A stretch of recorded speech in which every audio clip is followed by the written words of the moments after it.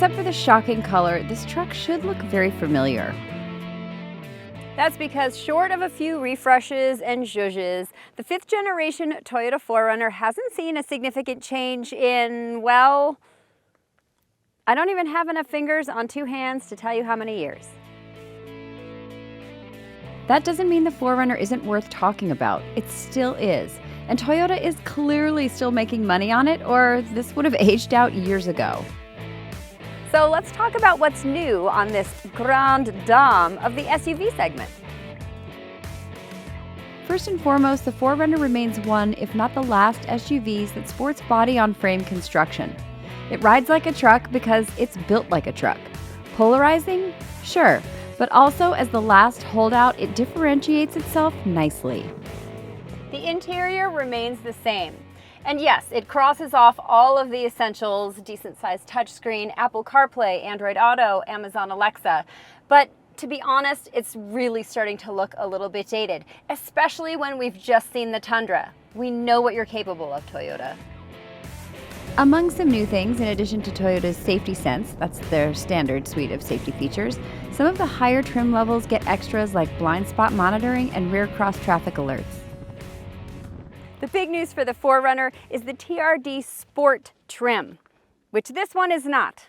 For that, we get to go to the Toyota Media Archive for B-roll. The Sport trim is really more of a performance-minded street driving or on-road trim level.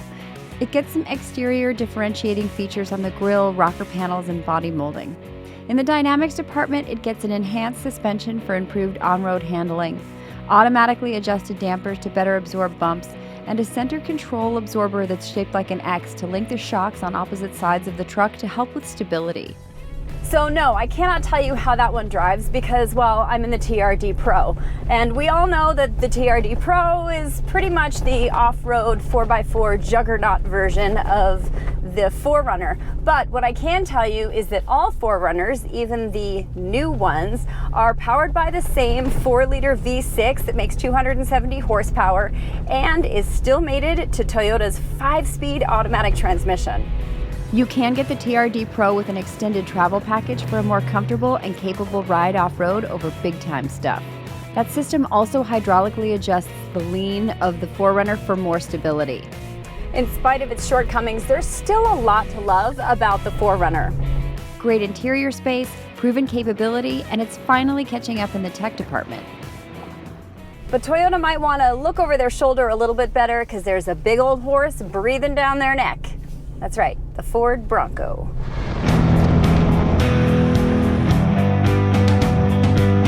You might know by now that our own Micah Muzio has one, and since it's here, well, we thought it would be a smart idea to see how these two stack up. This is my personal 2021 Ford Bronco Big Bend trim with the Sasquatch package. I've been tracking my ownership experience over on my personal YouTube channel, but the quick gist is that I absolutely love it. So much so that I'm going to kiss it even though it's a little bit dirty.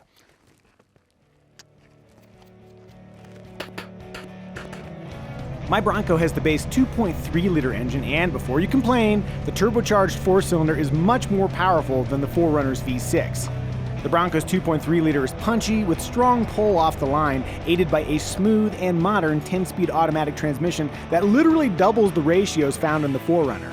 With the Sasquatch package, my Bronco also has a slight lift, big old 35-inch tires, plus front and rear electronic locking differentials, and a 4.7-to-1 final drive ratio. It does not suck off-road. So, let's take these guys out for a quick mini comparison. Yes, let's.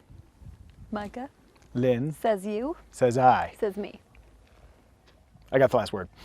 Oh!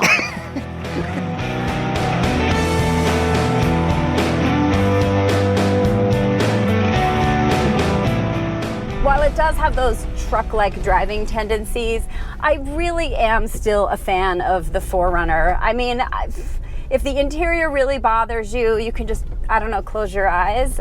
But there is no doubt that the 4Runner can eat up a ton of terrain. And you know what? Even if you're not in this super capable TRD Pro, it's a pretty solid sport utility vehicle. On the road, the 4Runner does not feel as refined as a newer SUV. transmission is ancient and has a really hard time finding the right gear when you need it. It actually makes what I think is still a decently powered and sounding engine feel underwhelming. And the ride quality is not where it should be for a modern vehicle to compete.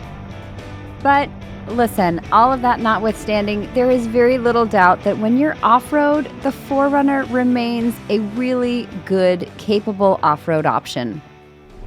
But the Bronco is also adept off-road while offering the benefits of a modern vehicle.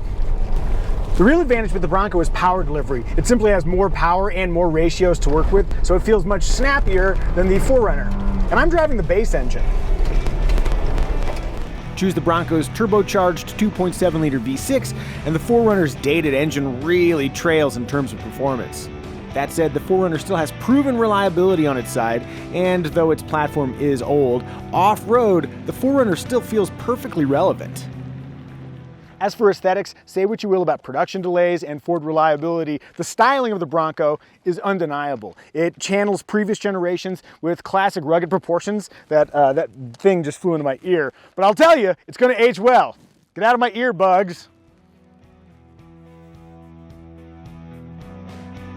In cheapest form, you can get a two-door Bronco with an 8-inch Sync 4 infotainment screen, LED headlights, automatic emergency braking, and four-wheel drive for a touch more than $29,000, not including destination charges. Meanwhile, the least expensive 4Runner SR5 is much pricier, landing at more than $37,000. And you'll need to spend an additional $1,900 to get four-wheel drive. In the Bronco fleet, the SR5 equivalent would be a four-door Big Bend trim with the mid-package like I have, featuring smart key access, heated front seats, and lane keeping assist. If you're not a soft top fan, budget an extra $695 for the hard top. When equivalently equipped, the SR5 and Big Bend are similarly priced at just below $40,000. Moving up from the base 4Runner, a new TRD Sport model will cost a bit more. The top trims of the 4Runner ask for a large investment. Again, for a vehicle that is long in the tooth now and with such interesting options, I'm not sure Toyota can sustain this for much longer.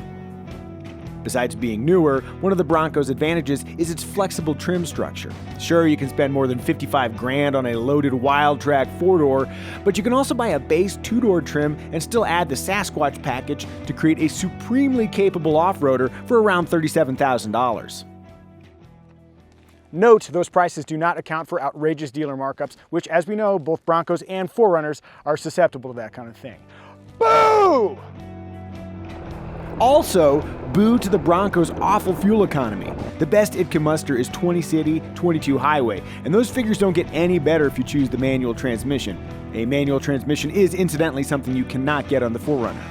If you're wondering, my Big Bend Sasquatch is rated at 18 in the city and on the highway, though average real-world economy has been a pathetic 15 mpg. Before Toyota fans rejoice, the 4Runner's fuel economy is similarly abysmal. That's one area Toyota needs to focus on, making this thing more efficient. On the other hand, one could argue that this engine is bulletproof, and that's why people keep buying it. The reliability is undeniable and epic. Oh, and one last note. The Bronco's swing-out rear door works fine, but in a garage or tight parking, the 4Runner's traditional liftgate could make more sense. Okay, but Micah, the question is, would you trade your Bronco for this new 4Runner TRD Pro? I would not. I really like my Bronco's on-road excellence, off-road abilities, the fact you can put the top back and it's got a well-rounded feature set. I love my Bronco. Okay, so what if Toyota put in a new powertrain and went all Gen 1 on us and put in a removable roof? Hell yes. Actually, my parents owned a red first-gen 4Runner with a removable roof when I was a kid. I loved that thing. Toyota, make that car and I'll buy it. Put those small asterisks at the bottom so I don't have to. But I'll consider it. Don't worry, they won't. Well, we know where Micah stands, and I have to say, I'm in the same camp. As solid as the 4Runner is, you know, the fact that it's just a little bit dated and the fact that this thing has got so much tech in it and so much great styling, I think I would have to go Bronco too.